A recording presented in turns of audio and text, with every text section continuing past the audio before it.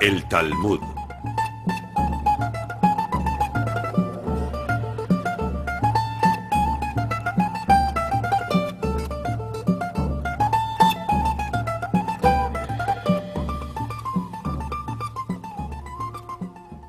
Esta es la pregunta. Dos desollinadores salen de una chimenea. Uno sale completamente negro y el otro completamente blanco.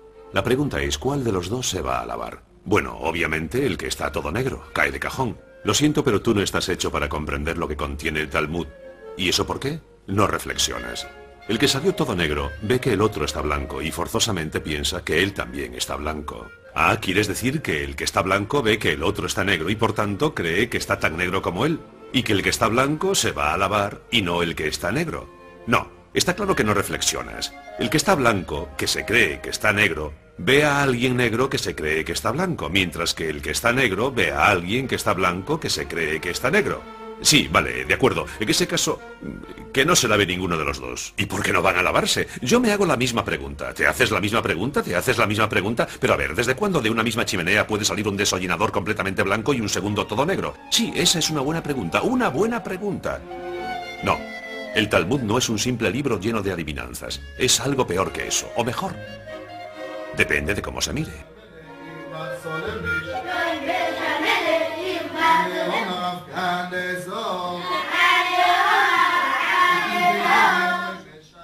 Depende del punto de vista, como el de los judíos ortodoxos que han hecho del Talmud su pan de cada día, interrogándose sobre la mínima de las paradojas de la Biblia. ¿Adán, que no tiene padres, tiene ombligo? ¿Los peces escaparon del diluvio universal? ¿Por qué los ángeles de Jacob necesitan una escalera? Y si Dios pudo crear el mundo en 6 días, ¿por qué no lo habría podido hacer en 1 o incluso en 1 hora, o mejor, en un instante? Otro tipo de adivinanzas, en resumen, porque con el pretexto de comprender la Biblia, el Talmud la cuestiona desde todos los puntos posibles. La palabra Talmud viene de la expresión Talmud Torah, estudio de la Torah, simplemente. La Torah era el nombre hebreo del Pentateuco, los 5 primeros libros de la Biblia.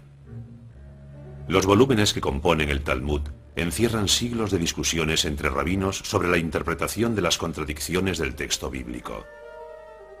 Para ellos, la Biblia no sería más que una inmensa metáfora a partir de la que convendría extraer un modo de empleo para la vida cotidiana. Huelga decir que les ha hecho falta utilizar una metodología formidable para conseguir descifrar dentro del mito de la fruta prohibida las leyes de la alimentación. En el de la Torre de Babel, los fundamentos de la lingüística.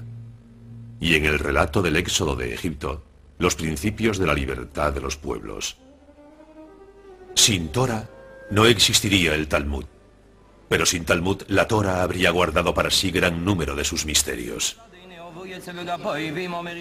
Es costumbre en las sinagogas 3 veces a la semana abrir los rollos de la Torah y hacer revivir el texto bíblico mediante su lectura.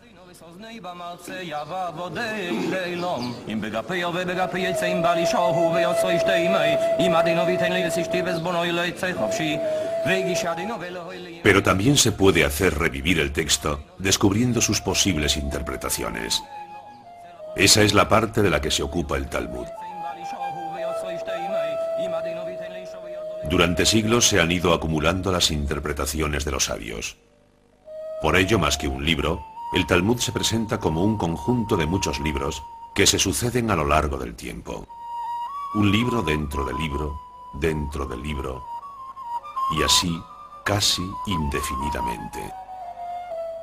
Un libro sin un único autor. Un libro del que todos los sabios de todos los tiempos son los autores.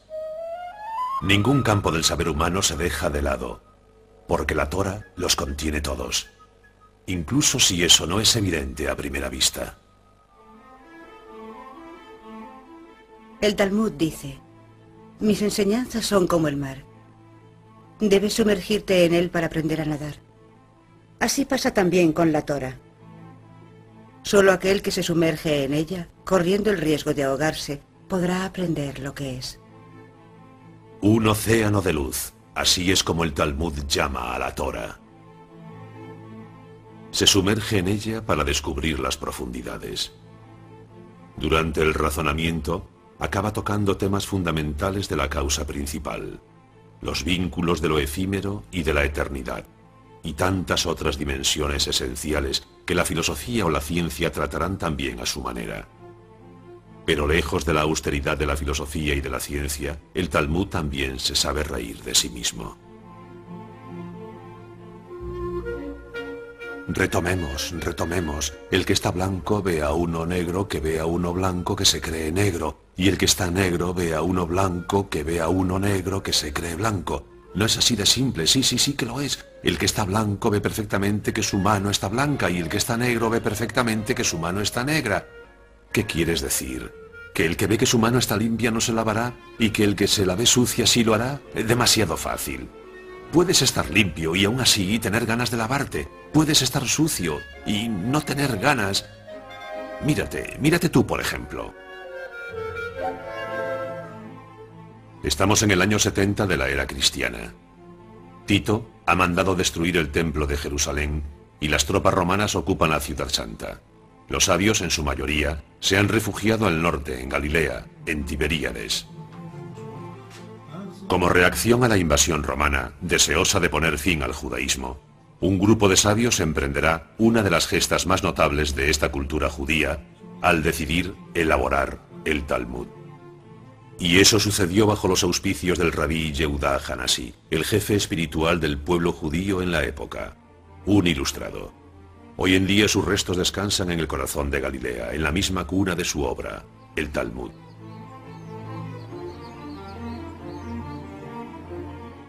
Hasta ese momento los sabios, generación tras generación, repetían de memoria los diálogos de los maestros ancianos a los que añadían sus propios comentarios.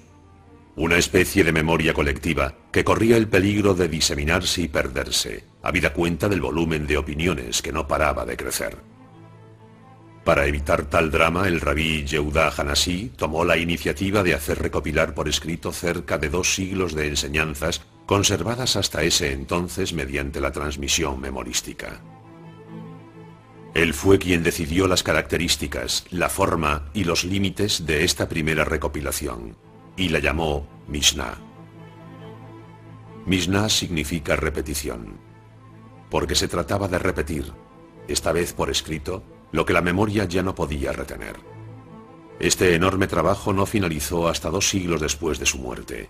La Mishnah conforma la primera parte del Talmud, y se conseguirá terminarla en el año 220 de la era cristiana. El Talmud se organizará según las disposiciones que el rabí Yehudá Hanasi usa para la Mishnah. 6 órdenes que cubren todo el abanico de campos de conocimientos. 6 órdenes divididas cada una de ellas en 63 tratados que a su vez están divididos en 123 capítulos que hacen del texto bíblico un verdadero tratado sobre la vida. Dios hizo el mundo en 6 días. El rabí Yehudá lo ordena en 6 órdenes. 6 órdenes como las 6 direcciones del mundo. 6 órdenes como los 6 días de la creación. 6 órdenes que condensan todo aquello de lo que el espíritu del hombre puede valerse. En 6 órdenes, el Talmud pretende englobar todo el saber posible. Al igual que las 6 direcciones definen los límites de un universo. 6 órdenes manuscritas que se convierten en la referencia de las leyes y las costumbres del mundo judío. 6 órdenes que proponen nada menos que un modo de empleo del mundo.